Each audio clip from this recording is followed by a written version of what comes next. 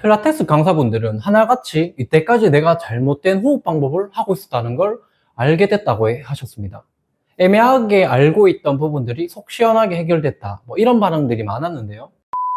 자, 얼마 전 필라테스 강사를 대상으로 필라테스 호흡에 대한 강의를 무료로 진행했었는데요. 그때 80여 개의 감동 후기가 미친 듯이 쏟아졌었습니다. 오늘 영상에서 이 강의의 핵심 내용을 좀 더 쉽게 전달 드리도록 하겠습니다. 조세 필라테스도 자기 책에서 호흡을 강조한 부분을 반복해서 찾아볼 수 있는데요. 사실 거의 100년 전이면 과학이 되게 미흡했던 시절인데도 맥락을 어떻게 이렇게 잘 짚었는지 정말 놀라운 인물인 건 확실하거든요.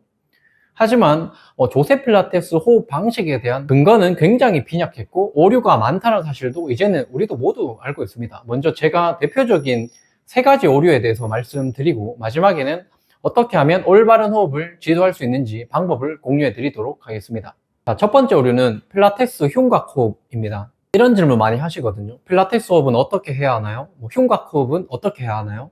이렇게 말하면 마치 필라테스만의 고유한 호흡 방법이 있는 것처럼 보이지만 실제로는 그렇지 않습니다. 오히려 의도적으로 하는 이런 복잡한 호흡 방식은 긴장을 더 유발하고 부자연스러운 움직임을 만들어내겠죠. 그리고 흉곽호흡 자체가 잘못됐다기보다는 이 방식이 일반적으로 적용되고 있다는 걸 지적하고 싶고, 흉곽호흡은 호흡의 일부 요소일 뿐이거든요. 호주 물리치료사 중에 조세핀 킬라는 유명하신 분이 계세요. 이분은 필라테스를 하는 게 안 하는 것보다 좋지만 필라테스가 어떠한 운동보다 우수하다는 근거는 찾아볼 수 없다고 얘기를 했고, 또 이제 그 외에 필라테스 호흡 방법론에 대한 연구는 찾아볼 수도 없습니다.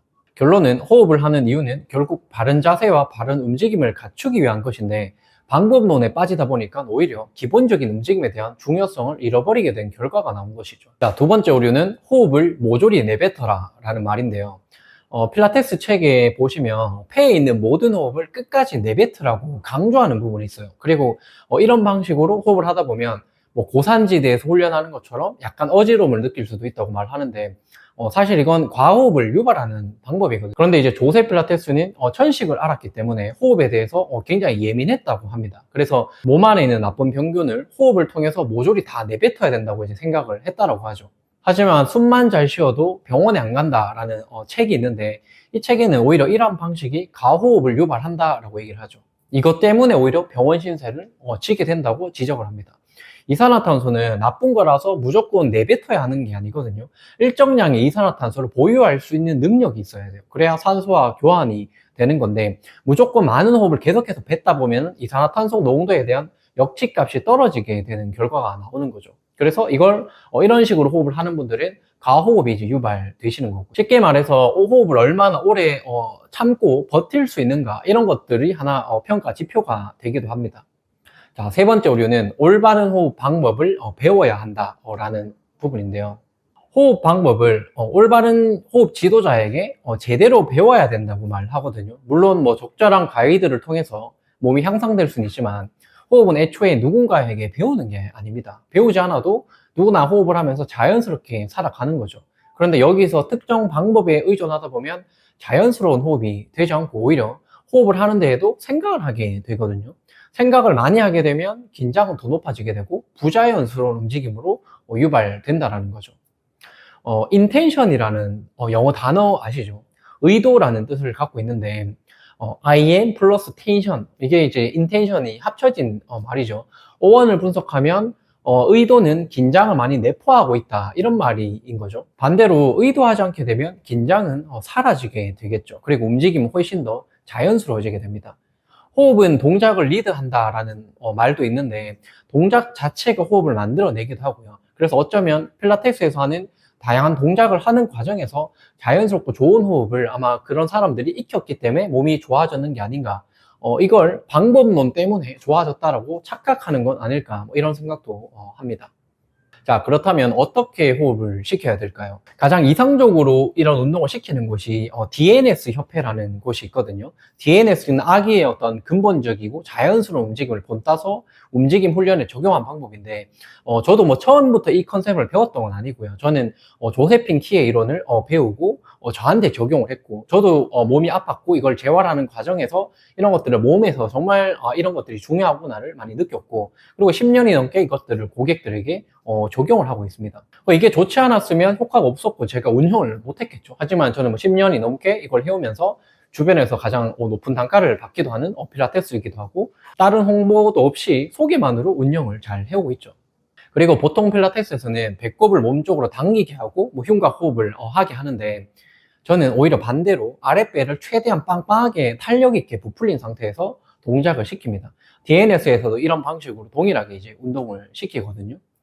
그래서 의도적으로 호흡을 어떻게 하세요라는 큐잉을 주기보다는 그냥 아랫배를 유지한 상태에서 다양한 동작을 합니다. 뭐 억지로 꽉 참아가지고 호흡을 참아서 막 숨을 못 쉬는 정도가 되라는 건 아니에요. 그냥 아랫배를 탄력 있게끔 유지할 수 있는 범위 내에서 내가 할 수 있는 여러 가지 이제 동작들을 해 본다라는 거죠. 이게 바른 호흡을 통해서 바른 자세와 움직임을 만들 수 있는 최적의 방법입니다. 좀 더 자세히 말씀드리면 P는 B 플러스 I다 라는 말이 있거든요. 자세는 호흡과 복부 압력에 의해서 만들어진다는 건데 다시 말해서 적절한 복부 압력과 호흡은 바른 자세와 바른 움직임을 만든다는 겁니다. 유튜브에서 뭐 필라테스 호흡이라고 이제 검색을 해보시면 대부분 흉곽 호흡에 대한 설명이나 뭐 이런 것들이 나오는데 왜 이러냐면 대부분 지도자 과정에서 이렇게 배웠기 때문이겠죠. 하지만 앞에서 말했지만 근거가 매우 미흡한 방식이었고 필라테스 협회보다 더 권위 있고 과학적으로 증명되어 있는 곳의 이론들이 정말 많거든요. 이런 것들을 우리가 직접 이해하고 적용해보기 위한 어떤 노력이 필요하다는 거죠. 무조건 내가 여기서 배웠고 내가 좋아하는 강사가 이렇게 말했기 때문에 이게 맞는 말이 아닌 거거든요. 그럼에도 제가 금방 말씀드린 이론에 의문을 가지는 분들은 아마 기존에 했던 방식이랑 달라서 좀 당황스러울 겁니다.